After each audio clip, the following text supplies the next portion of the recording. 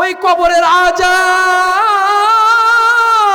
ওই জাহান্নামের আগুন বড় ভয়ঙ্কর আগুন রে বাবা। আমি আপনি সহ্য করতে পারবো না। দুনিয়ার আগুন যদি আমার হাতে লাগা যায়, আমার হাত থেকে গোশতগুলো সরে যায়, আমার হাত থেকে হাড্ডি বের হয়ে যায়, তাইলে ওই জাহান্নামের আগুন তো বড় কঠিন আগুন হবে, ওই জাহান্নামের আগুন তো বড় শক্ত আগুন হবে। আপনি কেমনে বরদাস্ত করবেন ও আমার পর্দার অন্তরের মা? কেমনে ওই দুনিয়াটা নিয়ে এত পাগল, এত পাগল? কিসের যৌবনের অহংকার করো রে মা, কিসের রূপের অহংকার করো রে মা? এই রূপটা তোমার চিরজীবন কিন্তু থাকবে না, এই যৌবনটা তোমার কিন্তু চিরজীবন থাকবে না। ওই কবরের মাল সামানা তুমি গোছাও রে বাবা, ওই কবরের সামানা তুমি গোছাও। কোন সংসারের জন্য তুমি এত পাগল পারা রয়েছ? কোন সংসারের জন্য তুমি এত পাগল রে বাবা? এখন যদি তুমি মারা যাও, তোমার স্বজনেরা তোমাকে তাড়াতাড়ি করে দাফন করে দেবে। তুমি যদি এখন যদি মারা যাও, রাত 12টার ভিতরে তোমাকে দাফন করে দিবে। কেউ বলবে না আমি আমার স্বামীরে সকালবেলা মাটি দেব। কেউ বলবে না এই যে শীতের একটা কনকনে শীতের রাত, তুমি যদি এখন মারা যাও, তুমি যখন এই দুনিয়া থেকে যদি এখন চির বিদায় হয়ে যাও, তোমার স্ত্রী, তোমার সন্তান, তোমার মা বাবা তোমাকে কেউ তোমার ওই 50,000 টাকা খাতের দামে ওই খাটের উপরে উঠাবে না। তোমাকে সুন্দর দামি তোমাকে নেপটাও তোমার গায়ের উপরে দেবে না। পাতলা একটা সাদা চাদর দিয়ে তোমার লাশেরটা ঢেকিয়ে রাখবে।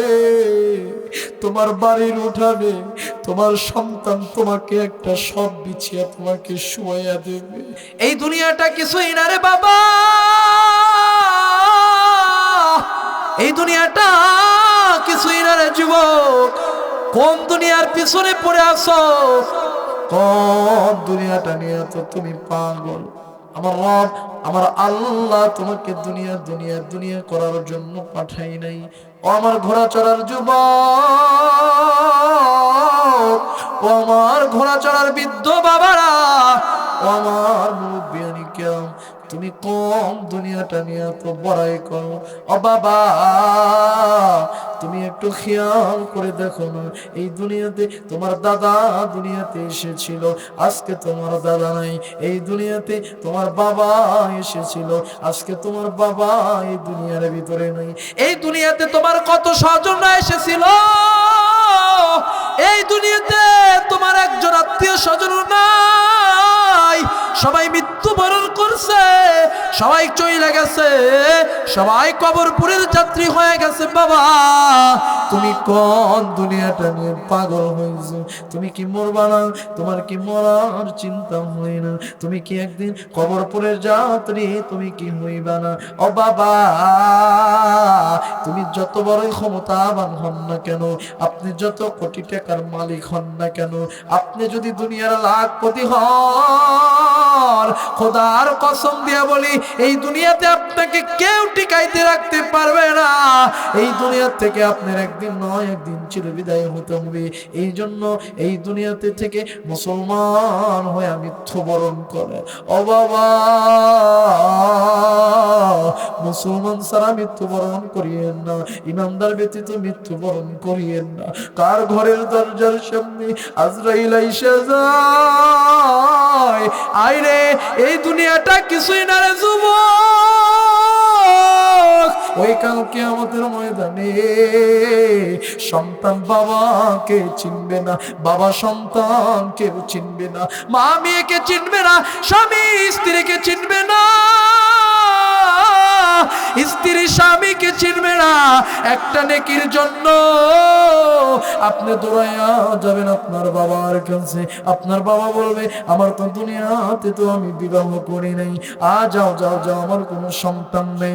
আপনাকে ওখান থেকে ফেরত দেওয়া হবে। আপনি আবার আর একটা দৌড় দিয়া আপনি চলে যাবেন আপনার মায়ের কাছে। আপনার মাকে বলবেন, মা গো, আমার একটু নেকি দাও। আমি একটা নেকির কারণে আমি জান্নাতে যাইতে পারতেছি না। ও মা, আমার তাড়াতাড়ি করে একটি নেকির ব্যবস্থা করে দাও। ও বাবা আমার, আপনার মা আপনার থেকে মুখ ঘুরায় নেবে, ডাক দিয়ে বলবে যা যা যা রে, এই দুনিয়াতে আমার বিয়ে হয় নাই, আমার বিবাহ হয় নাই, আমার সন্তানও হয় নাই, তুই কোথায় থেকে আসলি, চলে যা, তাড়াতাড়ি করে এখান থেকে চলে যা। আপনার মা আপনারে ওখান থেকে তাড়িয়ে দেবে। আপনার স্বামী যখন আপনার কাছে যাবে, আপনার স্ত্রী তাড়িয়ে দেবে, আপনার স্ত্রী আবার আপনার স্বামীকে তাড়িয়ে দেবে। এটাই হবে কিয়ামতের অবস্থা। ও বাবা, এই দুনিয়াটা কিছুই না রে বাবা। কোন দুনিয়াতে বসবাস করো, যেই দুনিয়াতে বসবাস করে তোমার ইমান আমল সব ধ্বংস করতেছো। এই জন্য দুনিয়াটা কিছুই না রে যুবক। কালকে যদি ওই ভূমিকম্পে যদি এই বাংলাদেশটা যদি ধ্বংস হয়ে যায়, তো ওই ঢাকা শহরের বড় বড় বিল্ডিং গুলা যদি আরো ধ্বংস হয়ে যায়, তো লক্ষ লক্ষ মানুষ যদি মারা যাইতো, এই বাংলার জমিনে গ্রাম অঞ্চলগুলা যদি ডুবিয়ে যাইতো, তুমি ওই সময় কি করতে রে যুবক? অবিদ্য বাবা, ও পর্দার অন্তরের মা, ওই দুনিয়াটা কিছুই না। কোন দুনিয়াতে বাস করো, যেই দুনিয়াতে এক সেকেন্ডের হায়াত গ্যারান্টি নেই, এক সেকেন্ডের বিশ্বাস নাই। এখন যদি আজরাইল আপনার নিকটে এসে যায়, আপনারে খপ করে ধইরা নিয়ে যাবে, আপনি কোন দুনিয়ার পিছনে ছুটছেন? এই দুনিয়াটা কিছুই না। ওই কবরের আযাব বড় ভয়ঙ্কর আযাব রে বাবা, বরদাস্ত করতে পারবো না, সহ্য করতে পারবো না। ওই কবরের ভিতরে আমাকে আপনাকে যখন রেখে আসবে, আমি আপনি যদি বেনামাজি হয়ে মারা যাই, আমি আপনি যদি বদকার হয়ে মারা যাই, ওই কবরের ভিতরে আযাব, জাহান্নামের আযাব আমি আপনি বরদাস্ত করতে পারবো না রে বাবা। ওই কবরের ভিতরে ৯৯টা সাপ আবার কবরে আসবে। ওই কবরের ভিতরে ৯০ থেকে ৯৯টা সাপ আমার কবরের ভিতরে আসবে। ওই সাপ পয়সা আমার দংশন করতে থাকবে, এমন দংশন দেবে আমারে, এমন ভাবে দর্শন করবে, সাপের একটা সবলে আমি মাটির নিচে ৭০ থেকে ৮০ গজ মাটির নিচে ঢুকে যাব। ওখান থেকে আমাকে আবার টেনে ছেঁচড়ে বের করে আমাকে আবার ধ্বংসন করবে, আমি আবার মাটির নিচে ঢুকে যাব। এইভাবে আমাকে বারবার কবরের ভিতরে আমাকে দর্শন করবে। সহ্য করতে পারবো না, বরদাস্ত করতে পারবো না। কোন দুনিয়াটা নিয়ে আজকে পাগল, আজকে কোন দুনিয়াটা নিয়ে তো পাগল রে বাবা। এ বাবা, এই দুনিয়ার ভিতরে আমার ঘরের ভিতরে যদি একটা সাপ বের হয়, একটা যদি ছোট্ট সাপ যদি আমার ঘরের ভিতরে বের হয়ে যায়, আমি আমার ভাইরে ডাকি, আমি আমার বাবাকে বাবা কয়া ডাকি, আমি আমার মাকে কয়া ডাকি, মা গো আহরে ঘরের ভিতরে সাপ বের হয়েছে। আমি পাগল পারা হইয়া আমার ভাইও লাঠি নিয়ে আসে, আমার বাবাও লাঠি নিয়ে আসে, আমার স্ত্রীও লাঠি নিয়ে আসে, আমার সন্তান সাপ মারার জন্য লাঠি নিয়ে আসে। ঘরে সাপ বের হয়েছে, তাড়াতাড়ি করে সাপটারে তোরা মার। কিন্তু বাবা,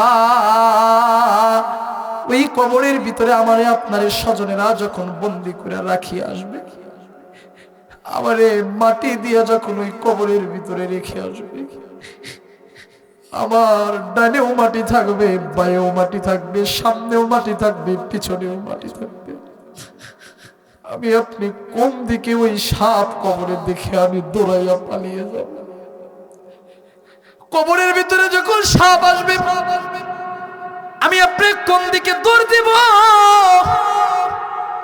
আমি কোন দিকে দৌড় দিয়া রক্ষা পাবো না, রেহাই পাবো না সাপের হাত থাইকা।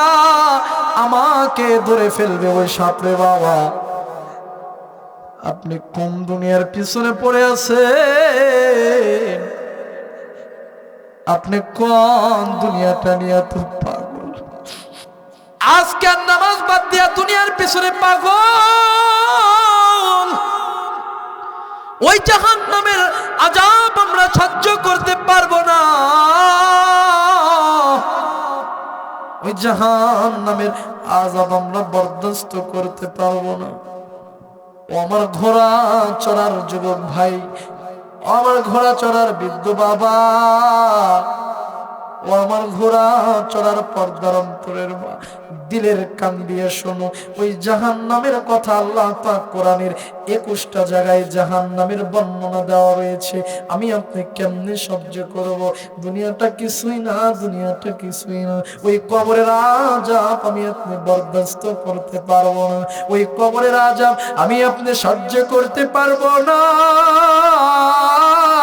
কারণ আল্লাহ পাক কিছু কিছু সময় ওই জাহান্নামের আযাব বান্দার সামনে ওপেন করে দেয়। কিছু কিছু সময় আল্লাহ পাক দুনিয়ার ভিতরে ওই কবরের আযাব মানুষের সামনে ওপেন করে দেয়। কেন দেয়? এই আযাবটা দেখে আমার বান্দা বান্দি যেন একটু ঠিকভাবে চলে। কেন দেয়? আল্লাহ পাক দেয় আমার এই কবরের আযাব দেখে আমার বান্দিরা যেন একটু ঠিক মতো চলে। ও বাবা, আমি আপনাদেরকে একটা ঘটনা শোনাই। আল্লাহর এক বান্দা যিনি ছিলেন কসাই, কসাইয়ের ব্যবসা করতেন, গোশত বিক্রি করতেন। এমন তো অবস্থায় আল্লাহর বান্দা কসাই তিনি মৃত্যু বরণ করেছে। মৃত্যু বরণ করার পর ওই এলাকার ভিতরে কোনো এরকম হুজুর নাই, মোল্লা নাই যে দাফন করবে, জানাজা করবে। বর্তমান বাংলাদেশে হুজুরের অভাব নাই। বলেন, বর্তমান মোল্লার অভাব আছে বাংলাদেশে? প্রত্যেক ঘরে ঘরে একটা করে মোল্লা। কিন্তু আগের যুগে এত হুজুর ছিল না। ওই কসাই দুনিয়া থেকে চিরবিদায় হয়ে গেছে। দাফন দেবে কোন মোল্লা খুঁজে পাওয়া যায় না, মুফতি সাহেব খুঁজে পাওয়া যায় না। কিভাবে তাদেরকে দাফন করবে? এমন তো অবস্থায় রাস্তা দিয়ে একটা হুজুর সাইকেল নিয়ে তিনি রওনা করেছে, অফিসে যাচ্ছে। ডাক দিয়া কয়, হুজুর গো, আপনার সাথে কি 2টা মিনিট কথা বলা যাবে? আপনি কি আমাদের জন্য একটু দেরি করবেন? হ্যাঁ, কি কথা বলেন, বলেন, তাড়াতাড়ি করে বলেন, আমি অফিসে যাব, আমার সময় খুব একটা নাই। ডাক দিয়া কয়, হুজুর গো, আমাদের একজন ভাই দুনিয়া থেকে চিরবিদায় হয়েছে, তারে দাফন দিব, জানাজা করব, কোনো হুজুর খুঁজে পাচ্ছি না। আপনি যদি এই দাফনটা যদি কইরা যাইতেন, আপনি যদি জানাজার নামাজটা কইরা যাইতেন, আমাদের বড় ভালো হইতো হুজুর। আপনি একটু এই দাফনের কাজটা কইরা যান। হুজুর ডাক দিয়ে বললেন, ঠিক আছে। হুজুর শেষমে ওইরকম ভাবে মাইয়িতকে গোসল করানো হলো। গোসল করার পর সুন্দর করে সাদা কাফনে মরানো হলো। সাদা কাফনে মরানোর পর হুজুর সুন্দর করে জানাজা করলো। জানাজা করার পর সুন্দর করে লাশটা কবরস্থানে নিয়ে গেল। কবরস্থানে নিয়ে যাওয়ার পর ওই লাশটা কবরের ভিতরে 3জন নামিয়া লাশটা যখন দাফন করে দিল, দাফন করে দেওয়ার পর মাটি দিয়ে সবাই যখন চলে যায়, হুজুর অফিসের দিকে চলে যায়। যাওয়ার পরে অফিসে ঢোকার জন্য একটা আইডি কার্ড লাগে। হুজুরটা যখন অফিসে যাওয়ার পর যখন আইডি কার্ডটা বের করবে, আইডি কার্ডটা বের করার জন্য যখন পকেটে হাত দিয়েছে, যুবক হুজুরের আর আইডি কার্ডটা পায় না, বের করতে পারে না, অফিসেও ঢুকতে পারে না। চিন্তায় পড়ে গেল, হাই রে, আমার আইডি কার্ডটা কই? এই আইডি কার্ড যদি না হয় আমি আর চাকরি করতে পারবো না। মনে করতে করতে করতে করতে হঠাৎ করে তার মনে হয়ে যায়, ওই যে আমি কবরস্থানে যে নামছিলাম, ওই বান্দাকে দাফন করার জন্য আমি যখন কবরের ভিতরে নামছিলাম, হয়তো আমার আইডি কার্ডটা ওই কবরের ভিতরে পড়ে গেছে। যাই যাই যাই যাই যাই, আমি একটু মুফতি সাহেবের কাছে যাই। মুফতি সাহেবকে ডাক দিয়ে কই, মুফতি সাহেব, আমার আইডি কার্ড, আমার ইমার্জেন্সি কার্ডটা কবরের ভিতরে হয়তো বা পড়ে গেছে। 1-2 ঘন্টা হলো তারে আমি দাফন করেছি। আপনি যদি অনুমতি দেন আমি তার কবরটা খনন করতে পারি। আমার আইডি কার্ডটা বের করতে হবে, আমার চাকরিটাও বাঁচাইতে হবে। ও হুজুর, আপনি কি অনুমতি দেন আমি কি কবরটা খনন করতে পারি? হুজুর ডাক দিয়ে কয়, যেহেতু বেশি ঘন্টা হয় নাই, যেহেতু 1-2 ঘন্টা হয়েছে, আপনি কবরটা খনন করতে পারেন, আর কোনো সমস্যা নাই। আল্লাহর বান্দা এরকম ভাবে কয়েকজন মিলা কবরস্থানে যাইয়া কবরটা যখন খনন করতেছে, খনন করার পর মাটিটা কিছু সরানোর পর 2টা ঢাউক যখন ওখান থেকে সরিয়ে দিয়েছে। বাবা আমার দিলের কান দিয়ে শুনবেন, আমলের নিয়তে শুনবেন। ও পর্দার অন্তরের মা, দিলের কান দিয়ে শুনবা রে মা। আল্লাহর বান্দা হুজুর 2টা পা যখন ওখান থেকে সরিয়ে দিছে, খেয়াল করে দেখতেছে কবর বড় ভয়ঙ্কর হয়ে গেছে, কবর বড় ওসার জায়গা হয়ে গেছে। ওখান থেকে আর কয়েকটা ঢাউ, কয়েকটা বাঁশ সরাই দিছে। দেওয়ার পর খেয়াল করে দেখে আল্লাহর বান্দার যে লাশটা ছিলেন, তার দাফনের সাদা কাফনগুলা কবরের ভিতরে এক জায়গায় জড়ো করা হয়েছে।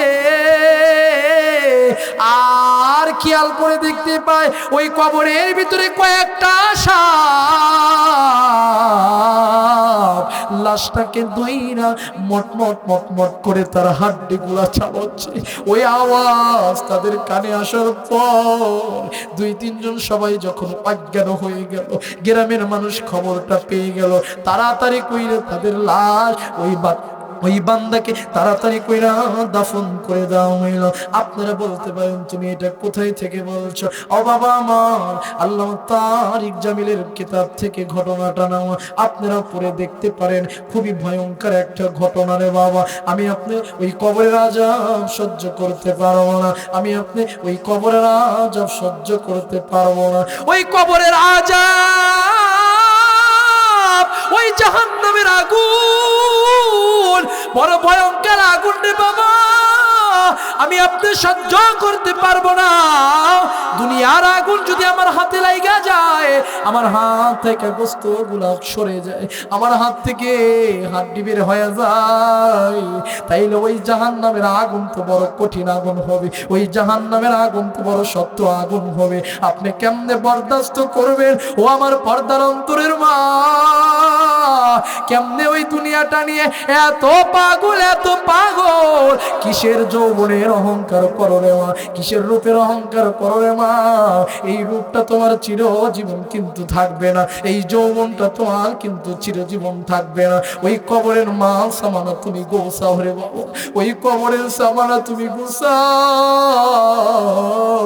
কোন সংসারের জন্য তুমি এত পাগল পারা রয়েছ? কোন সংসারের জন্য তুমি এত পাগল রে বাবা? এখন যদি তুমি মারা যাও, তোমার স্বজনেরা তোমাকে তাড়াতাড়ি করে দাফন করে দেবে। তুমি যদি এখন যদি মারা যাও, রাত 12টার ভিতরে তোমাকে দাফন করে দিবে। কেউ বলবে না আমি আমার স্বামীরে সকালবেলা মাটি দেব, কেউ বলবে না এই যে শীতের একটা কনকনে শীতের রাত, তুমি যদি এখন মারা যাও, তুমি যখন এই দুনিয়া থেকে যদি এখন চির বিদায় হয়ে যাও, তোমার স্ত্রী, তোমার সন্তান, তোমার মা বাবা তোমাকে কেউ তোমার ওই 50,000 টাকা খাতের দামে ওই খাটের উপরে উঠাবে না। তোমাকে সুন্দর দামি তোমাকে নেপটাও তোমার গায়ের উপরে দেবে না, পাতলা একটা সাদা চাদর দিয়ে তোমার লাশেরটা ঢেকিয়ে রাখবে। তোমার বাড়ির উঠাবে, তোমার সন্তান তোমাকে একটা সব বিছিয়ে তোমাকে শুয়াইয়া দেবে। একজন বুকে হাত দিয়া বলেন, হুজুর আমি আমার বুকে হাত দিয়া বলতে পারি, আমি যদি এখন মারা যাই, আমার আদরের স্ত্রী আমাকে তার ওই দামি কম্বলটা আমার গায়ের উপর বিছাইয়া দেবে। হুজুর আমি হাত দিয়া বুকে হাত দিয়া বলতে পারি, আমি মারা গেলে আমার স্ত্রী আমার 50,000 টাকার খাটে আমাকে তুলবে।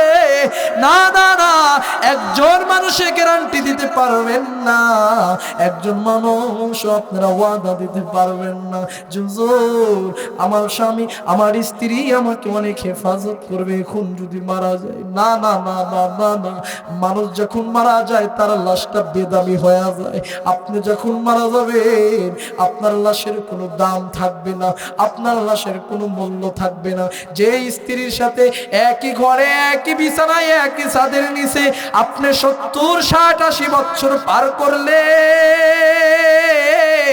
ওই আদরের স্ত্রী আপনার বলবে না না না না, আমি আমার স্বামীরে আমার ঘরে আর উঠাবো না, আমি ওই ঘরে আর একা একা থাকতে পারবো না। আপনার স্ত্রী আপনারে দেখে ভয় পাইবে, আপনার সন্তান আপনারে দেখে ভয় পাইবে। আপনি কোন স্ত্রীর জন্য এত কামাই করতেছেন, আপনি কোন সন্তানের জন্য আপনি এত টাকা খরচ করতেছেন। ও বাবা, নিজের আমল বাদ দিয়া ওই সংসারের পিছনে আপনি দৌড়াইেন না, নিজের আমল বাদ দিয়া আপনি ওই পরিবারের জন্য দৌড়াইেন না। আপনার কবরের মাল সামানা গোসান রে বাবা।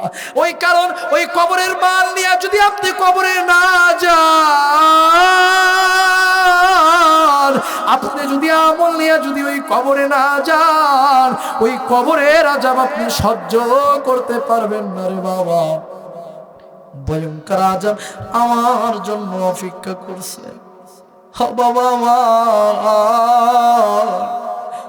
আপনি এত কোন দুনিয়া নিয়ে পাগল। আমার পদ্মার অন্তরের কোন দুনিয়া নিয়ে তুমি পাগল?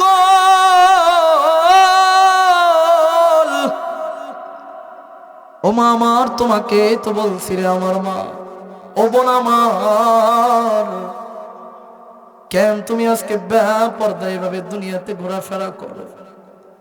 কেন তুমি আজকে দুনিয়াতে এত খোলা মেলা ভাবে চলাফেরা করো? তুমি কি খাদিজার মতন হতে পারো না? তুমি কি আয়েশার মতন হতে পারো না? আল্লাহর নবীর সাহাবীরা এত পাগল ছিলেন, এত কান্না করতেন। তারা তো দুনিয়া থেকে জান্নাতের সার্টিফিকেট পেয়েছে 10 জন সাহাবী।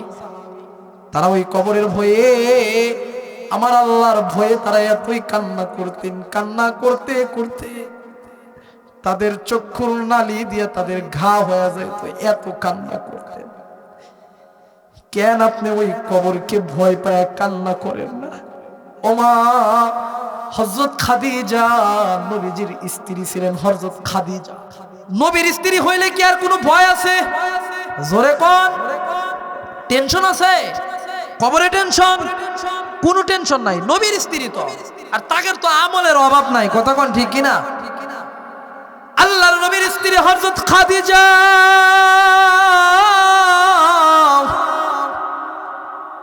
মৃত্যুর আগে আল্লাহর রাসূলকে ডাক দিয়ে কয়, ইয়া রাসূলুল্লাহ, আমার বড় ভয় হয়, আমি ওই কবরের ভিতরে কেমনে থাকবো?